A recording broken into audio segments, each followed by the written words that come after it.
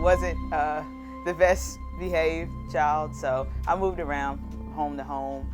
But eventually I ended up in the ILP program, the Independent Living Program here in Madison County. So I was able to get my own apartment and everything. I started to go to the community college and everything, and just was getting my associates in paralegal, and I had planned to just get a job after that.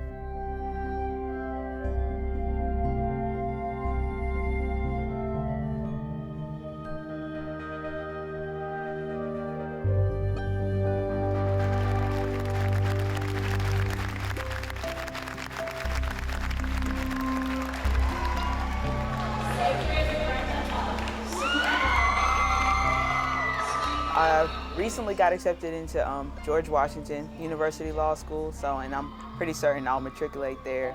I was awarded with a merit scholarship, so I'm pretty excited about that. Ready to move up to DC because it's always where I wanted to live.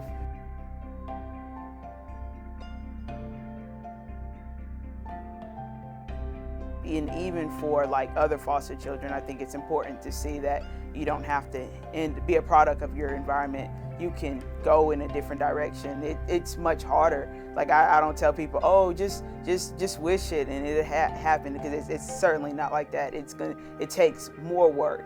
You can't do the same thing that a lot of other people are doing because you don't have the same resources and you don't have the same starting point. So, but if they see just one person do it, then they'll see that it's possible.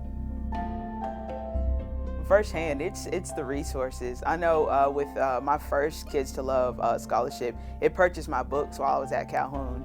And so when you don't have someone to help you and you don't have that family option to fall back on, and all you're literally relying on the generosity of others, it makes a difference, a huge difference. I mean, that was instrumental in me being able to go to school. It's something so simple where people may not think it's not much, but it can mean the world to someone who has nothing at all. So,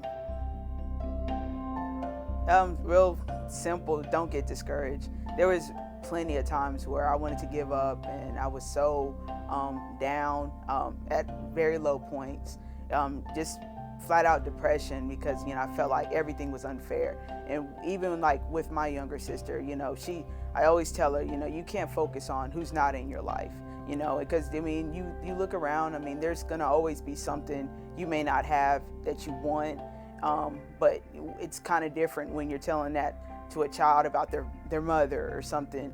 Then you see other children and you see, other families, and when holidays come and it's like you're in a group home and you're with staff members who may or may not even want to be there. They would rather be home with their family, and it's nothing personal against you, but you feel like it is because you feel so disposable.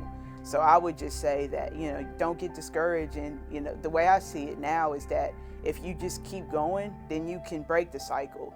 You can have your own family. And that's why, even though it was hard, because I knew the stress and the pressure and the burden I was taking on, because I wasn't really in a position to take on a teenage child, but I said I wouldn't want my own children in the system, so I'm not going to let my youngest. It was too late for my other siblings, but if I could just save her, then it was worth it. And I don't care how hard it gets, it's worth it. I don't regret it.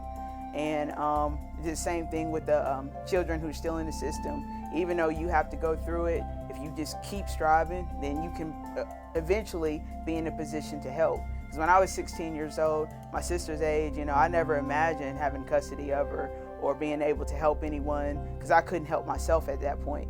But if you just keep going to where you are in that position, then you can be the change, you can make change.